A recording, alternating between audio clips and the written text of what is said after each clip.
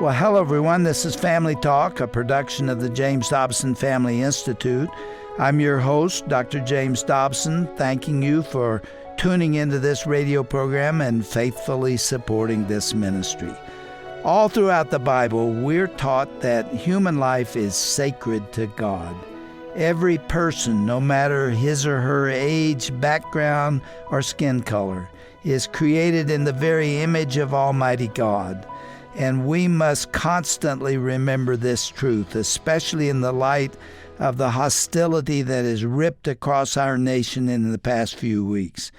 This important concept is what we're going to focus on today with this edition of Family Talk. Back in January, I sent our radio team to cover the annual March for Life in Washington, D.C. This was a historic event, with President Trump becoming the first sitting president to address that annual observance in person. It was an exciting moment for all of us who have been fighting for the preborn babies for decades. While there, my colleague, Dr. Tim Clinton, sat down with an up-and-coming voice in the pro-life movement. His name is Ryan Bomberger. He's the co-founder of a nonprofit organization called the Radiance Foundation. Their goal is to educate the next generation about the meaning and sanctity of every life. You're about to hear a strong message with an incredible testimony, and I'm anxious for you to listen now to Dr. Tim Clinton's riveting and insightful conversation with Ryan Bomberger on this edition of Family Talk. Ryan, great to have you stop by for this edition of Family Talk. We're in D.C. We're here at the March for Life. The place has been insane. It's been fun. It's been real eye-opening for me. Yeah. I don't know about for you. I think you've been here a few times. But, hey, what are your thoughts on what's happening with March for Life? There are a lot of things happening. And what a lot of people don't realize, March for Life is an incredible event on one day, but it's actually the organization March for Life does work every day of the year. And what happens is people from all across the country, actually around the world, come to D.C., hundreds of thousands of people, and they march, they encourage each other, they proclaim that we're going to keep on fighting to defend human dignity. And it's really remarkable. You can stand on the National Archive steps and see just the diversity of people. I'm talking in age, I'm talking background and hue of skin, and they're all united for one cause. And it's kind of a frenzied sort of a time, and it's really remarkable. You know, what was wild for me was to realize how young, how youthful this movement is. I think influencing that generation is the only way you're going to deal with this pro-life movement in a meaningful way where she gets turned. Are you encouraged? Let me say this again. Are you really encouraged? A lot of people get up here and they fight. You know, this has been going on for a while. Do you see this thing moving in a meaningful, coherent way? Absolutely. I mean, we're seeing this shift. And the amazing thing is, of course, mainstream media won't cover the fact that there are all these young people. They like to hide that. They typically take the pictures, and I'm not ageist at all. I love my older people. But they will typically do a cropped photo of older people and pretend that these thousands and thousands of young people, in fact, they make up, I would say, the majority of the crowd, that they're not there. But the encouraging thing is we've got a pro-life generation coming up, because people understand that kids are already naturally pro-life. They're naturally pro-life. They actually have to be misled into believing that it's okay to kill an unborn child and to harm the mother. So it's really amazing to see. At the end of the march yesterday, there were a bunch of young kids just shouting and screaming for life from their ages 7, 8, and 9 years old. But see, people say, well, they won't understand. They do understand. They get it. It's the adults who complicate everything. Yeah. Met your wife, Bethany, your family. You guys have a significant ministry called the Radiance Foundation. Tell us a little bit about what you're doing. I know you have a book out called Not Equal, Civil Rights Gone Wrong. We're going to talk a lot about that. I mean, this is going to be fun, but Radiance Foundation, tell us where you're going, what's it about. We started the Radiance Foundation about 10 years ago. My wife and I, my wife was an educator by profession, Bethany, my favorite woman on the planet. She taught for 13 years and then homeschooled for another 15 years, and we're still homeschooling, pray for us. And I was a creative director working for 13 years in the ad agency world. We wanted to tackle the tough issues that we felt like Christians were reluctant to engage in because they didn't know how to even start the conversation. And so we started the Radiance Foundation to do three things. We illuminate, educate, and motivate. We illuminate the truth that every human life has purpose. We educate people about a myriad conservative social issues in the context of God-given purpose, and then we motivate people to take that knowledge, take that faith, and to put it into action. You guys are strong pro-life. I mean, it's a big issue. Everybody's got a story. We're going to go back there for a moment, but I want to stay with something. You guys use creative ad campaigns to get your message across. We live in a social media driven world. The majority of young people get their news online, period. They don't read the newspaper. They're not really dialing into TV, but they're watching short videos online, and then they're looking for content. They're scrolling, but they're just going through everything. Where does this come from? I looked at your stuff. I mean, it's pretty fascinating. Well, we understand that we have a society that has a very short attention span, and they're bombarded from every angle possible with all kinds of messaging from a broken worldview. And it's why it's important to be in that digital space. It's important to be online, even though it's a fight because, for instance, social media, Twitter, Facebook, Google, they're suppressing content, of course, that's oppositional to their worldview. But we have to be there. This is why the Radiance Foundation, we're passionate about creating content for people to look at, whether it's original videos, whether it's the memes. Because, as a designer, I understand short attention spans. Yep. And all that scrolling, you have to get somebody's attention right away. Boom, and as a designer, my passion is to create stuff that resonates with people. And this is what we try to do all the time through the Radiance Foundation. You're wearing a shirt right now that says Abort Row, lifehaspurpose.com. You've camped there. Let's go back. Everybody's got a story. Everybody's got something that drives their messaging, really. And this is, this is deeply personal for you. Go back to your mom. Wow, my first hero. My birth mom, she's just proof positive that women could be stronger than their circumstances. My birth mom. That's a great word, by the way. Yeah, she experienced the horror and the violence of rape. And yet she not only gave me the incredible gift of life, she gave me the incredible gift of adoption. And so I'm that 1% that is used 100% of the time to justify abortion. So when people ask, well, what's your deal in this? Why are you even involved in this? One, because I'm human. I don't have to actually explain why I'm fighting for other human beings. But my birth mom's decision really it's caused beautiful reverberations for generations. So I grew up in a small family of 15. I have 6 brothers, 6 sisters, 10 of us were adopted. I grew up in a family of 8. That's pretty big. I thought that was big. That's about half the size. No, 8 is big. I have 4 children, and I'm like, I'm good. We're in a holding pattern right now. But growing up in, and I put this in quotes, multiracial. We're white, black, Native American, Vietnamese, just a mixture. Just really a powerful experience. Loved like crazy by 2 parents who had no idea what they were getting into. And of course, you don't have to actually adopt 10 children to not know what you're getting into. You can have one child who's biologically related and wonder whose child that is. But they just defied the world's low expectations. So this is really my background story, to have been adopted and now to be an adoptive father, which is really just an amazing experience. But that's why I'm so passionate about those who are written off, the 1%, those fringe cases. I am that fringe case. When you look at the issues out there that are like war zones, civil rights, and that discussion is at the heart of all of it, okay?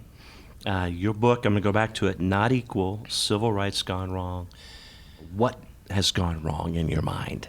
There's been such a veering from the original purpose of these organizations that claim to be civil rights organizations, like the NAACP. NAACP in particular is because I grew up revering them. I grew up admiring the achievements. Brown v. Board of Education was only one of many. But you have a civil rights movement that became a civil rights industry.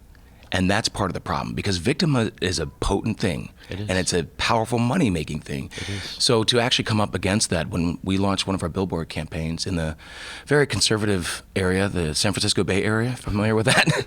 Not so conservative. We placed about 60 billboards that said "Black and Beautiful, TooManyAborted.com," dealing with the hugely disproportionate impact of abortion in the Black community, where abortion rates are up to 5 times higher. Abortion is the #1 killer in the Black community, outnumbering the top 15 causes of death. So we were denounced in the billboard campaign by the ACLU, which felt really good. We were denounced by Planned Parenthood, expected, but we were also denounced by the NAACP that called the campaign, just highlighting and celebrating the beauty of Black lives, horribly racist, and that it gave the false impression. Why'd they come after you? Seriously.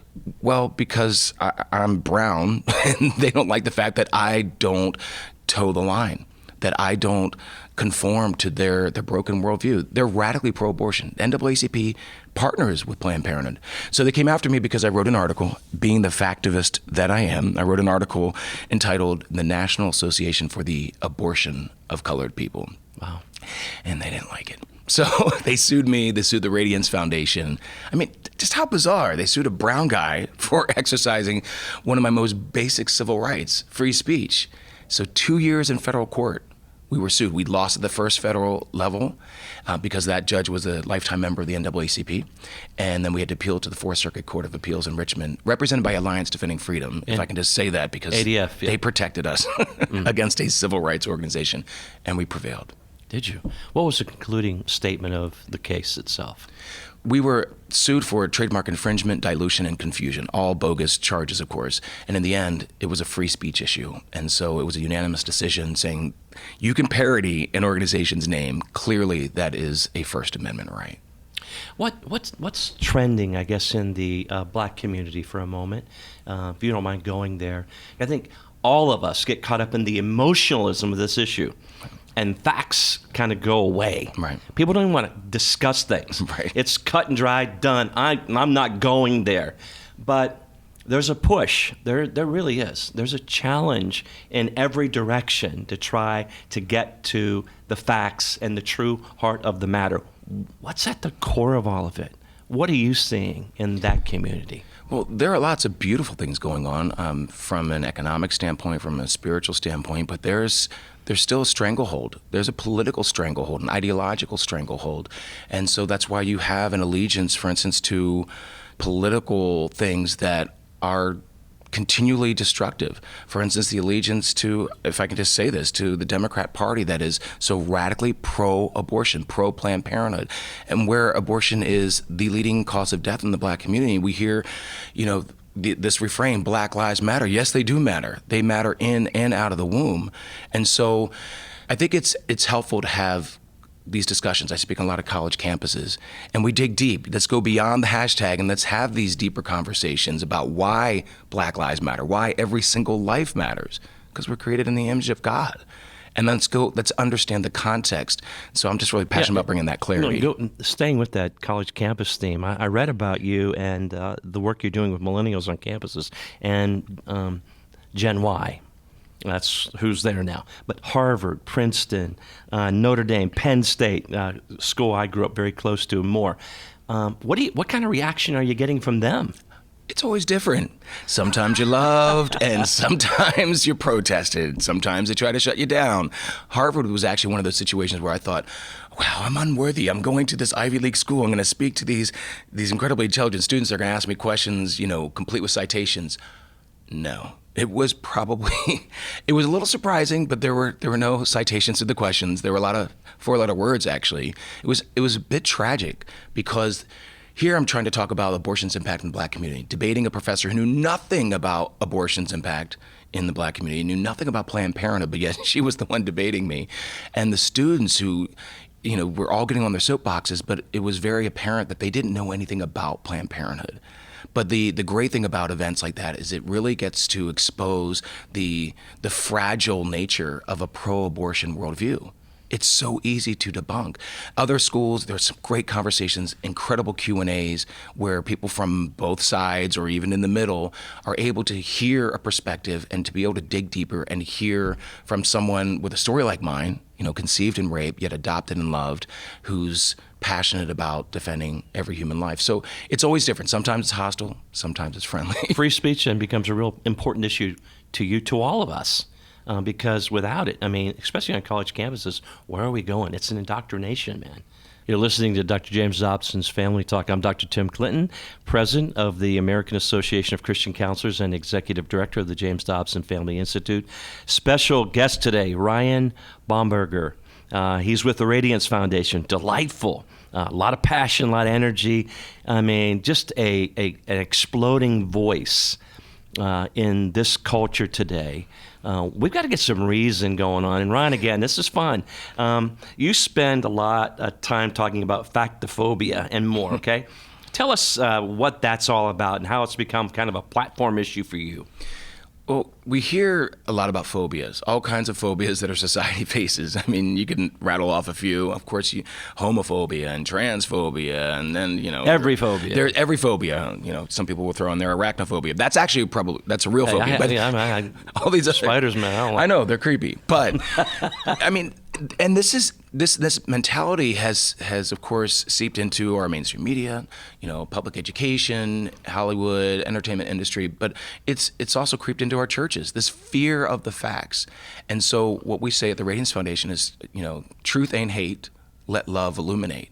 And so we have Christians so many times who are fearful of engaging in conversation. They don't want to be branded a hater. So we're trying to really equip and empower people to be able to engage in these tough conversations and have the confidence that, one, they understand the context. They understand, because things have been clarified to them, so that they can engage in a healthy and constructive way. But we can't be fearful. I mean, courage, oftentimes people feel like I have to have all this support behind me. I have to have this crowd of people. No, you don't. Courage doesn't need a crowd. It just needs conviction. And so this is what we try to impart with the original content that we create. We want to instill that courage in people and help them understand that conviction changes everything. So I would say that my motivation has come from my parents, to see their conviction in raising 13 children in a difficult situation where you have a transracial adoptive situation in a society that still can't understand, how do white parents raise Native American and black and white children with courage, the kind of courage that we should all have. Yeah. And so I really am grateful to my parents for passing that on to me. I love it. Less activism is something that's up on your stuff. I'm thinking, whoa, wait, that doesn't seem congruent for a moment. Right. What does that mean to you? Less activism and more? Factivism. Factivism. Yes, I mean, we have a culture that is really engaged. I think social media has kind of exponentially grown that kind of activism engagement, and I laud those who perceive an injustice and want to do something about that injustice, absolutely. But as Christians especially, we can't simply just jump into something because we're just emotionally compelled. We have to understand what is Get the the actual narrative situation, right? Because what ends up happening is when it's just emotion, there are dangerous consequences that follow. We see the violence that follows, we see the separation and the division that follows. So we're saying less activism, more factivism. We're still acting, but you need to act on the facts. And so this is what we encourage. I mean, you've got a little activism in you. I mean, it's pretty apparent. But I see what you're saying, because, hey, we're to have a reason for the hope that lies deep within us, Paul said. Right. You know that? And it's got to be anchored. We got to root ourselves, and so that we're not tossed to and fro with every wind of doctrine, is what he was saying, or the insanity of the day and the emotionalism that goes with it. Let me go into this issue of fake feminism that I saw pop up on some of your stuff. Yes. How does that dial in for you? Oh my gosh. I mean, we're surrounded by it. We are bombarded by it at every turn. Every talk of women's rights and every euphemism that's used by today's so-called feminists. I mean, it's not tied at all to true feminism. I mean, you look back at Susan B. Anthony, for instance, and Elizabeth Cady Stanton, who called abortion in their periodical called The Revolution, they called it child murder. That's pretty unambiguous. They weren't talking about illegal abortion. They talked about all abortion. And they are inarguably considered founding feminists. But yet today's feminists see the woman's body as a detriment. I mean, they're beautifully biologically different. And as a father of 2 girls and 2 boys, I want them to understand they are equal, but they're different and beautifully different. And today's fake feminism, which is really propelled by Planned Parenthood, puts out there that women can only be equal with the violence of abortion, when they engage in the violence of abortion. And so we call them out. We call them out in creative ways. We call them out in our articles and like the video promo that my youngest daughter, Aaliyah, joined in and singing just about fake feminism to highlight the lunacy of what is put out there as women's empowerment. Yeah, a lot of the signs I saw at the March for Life were, pro-life is pro-women. Mm-hmm. And when you really get around it and you catch the essence of everything, you see it. Yeah. I mean, you really see it. How do you guys deal? How do you guys deal with that? How do you deal with it? How do you deal with it as a family? And more than that, who are you bringing around you that keeps the juice up? I mean, keeps you fired up, keeps you dialed in, keeps you saying, "Hey, let's go." Why do you keep going? Loving Jesus. I mean, when you love Jesus, you love people. It is the natural outflow. I mean, we're motivated. I would see one of our foundational verses, Bethany and I, is 1 Corinthians 13:6. It says, "Love does not delight in evil, but it rejoices in the truth. Love it. And we rejoice, as exhausting and as hard as this is, and with the death threats and the craziness that surrounds us, we understand why we do what we do. And so if we didn't have Christ at the center of it, yes, we would fall apart completely. And we surround ourselves with people who love the Lord. I mean, you got to have that kind of support. And we do have that in our church. My brother-in-law is my pastor, my best friend, love him like crazy. We have strong, solid people around us. And of course, our colleagues in this fight, in the pro-life, pro-family movement. Honestly, these are some of the most amazing people. Demonized a lot by mainstream media, but these are incredible people who withstand all kinds of craziness every single day. Yeah. But we love locking arms with these kinds of people. Don't grow weary in well-doing, for in due season you will reap if you faint not. Yes. And it's really about laboring in Christ, because greater is he that is in us than he that is in the world. Amen. And God has called us into this moment, I believe this, to step in. I think there's an uprising. I think there's a stirring that's really going on that's starting to manifest itself, and it's becoming pretty electric. Yeah. I mean, people are starting to push back now on social media. Yes. You know, it's like when you claim Christ, he is a rock of offense to those who don't believe. Right. I mean, you've chosen a side, and let's stand boldly in him to do what we do. Yes. One more little piece on activism that I loved about you and your wife Bethany and more. You guys are bold on the messaging. You do the creative ad work and all that, but you guys are out raising money for pregnancy centers and things like that. I mean, this goes right down into the nuts and bolts of all of it. We need to be salt and light. We need to be in the midst of it all. I know there's a lot of tenderness and passion and compassion for those who are broken, who need people to step into their moment and help them. That's got to be at the heart of what we do. Yeah. Tell us about what you guys are involved in. Well, my wife Bethany and I met at a fundraising planning meeting for a pregnancy center banquet. And that's how we met. That's how we fell in love at first sight. So pregnancy centers actually have been the heart of what we do for a lot of reasons. We just love the work of pregnancy centers, the staff, and of course pregnancy centers are mostly run by women. You're talking about 3,000 or more pregnancy centers coast to coast. I mean, these are the people who pour their lives into those who are facing the fear and this thought that, oh my gosh, my life is over. And they pour into them. And these are women who've been there too.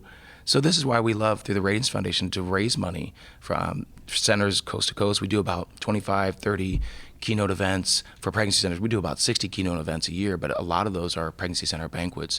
You can't go to a banquet and sit there and not be moved to tears, which I am all the time, because sometimes I'm just a sappy person, right? And I'm moved by stories of God's transformation. You hear these stories of clients, and one after the other, how their lives have been changed and transformed. Of course, the child's been saved, and the mother's life has been changed, and the father's life has been changed. I mean, how can you not want to embrace that? I wish more churches would understand the work of pregnancy centers and maternity homes from coast to coast and understand why their role in that could be really pivotal. Unprecedented is a beautiful word. These are unprecedented times. God's doing unprecedented work. But here's the real deal. God is at work. Yeah. He's using people like you, Ryan, and your wife, Bethany, your foundation. And by the way, a younger generation. Mom and Dad, get your kids involved. Hey, get them into an event like March for Life or whatever. Let them see what's happening. It'll put gasoline in their heart and life, I'm telling you. Let me give you the last word to our listeners. What's the big takeaway today? Just don't give up. I mean, I know it seems impossible. No matter what the fight is, it seems overwhelming. And that's Satan's ploy. He makes you feel like you're the one who's outnumbered. But I go back to words from Frederick Douglass, one of my favorite childhood heroes. He said, God and me and what's right make a majority against a universe. So go with that. You understand that you might be the only one, but because you didn't give up, someone's life has changed. Someone's eternity was forever changed. And so that's why Bethany and I do what we do. We love illuminating that every single life has purpose. I love that, Ryan. God-given purpose. Love it. Thanks for being with us. Absolutely. Thanks.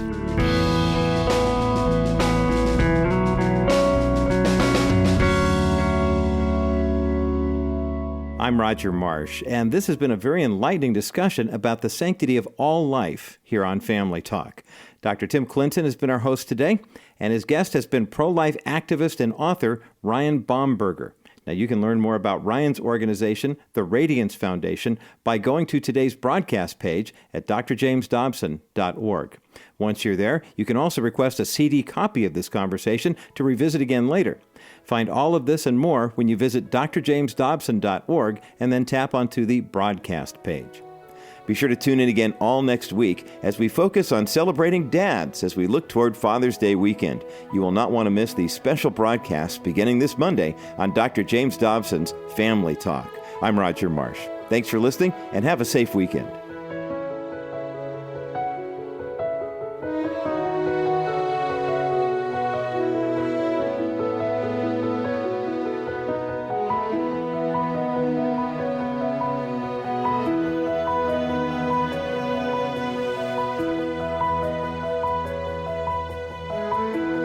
This has been a presentation of the Dr. James Dobson Family Institute.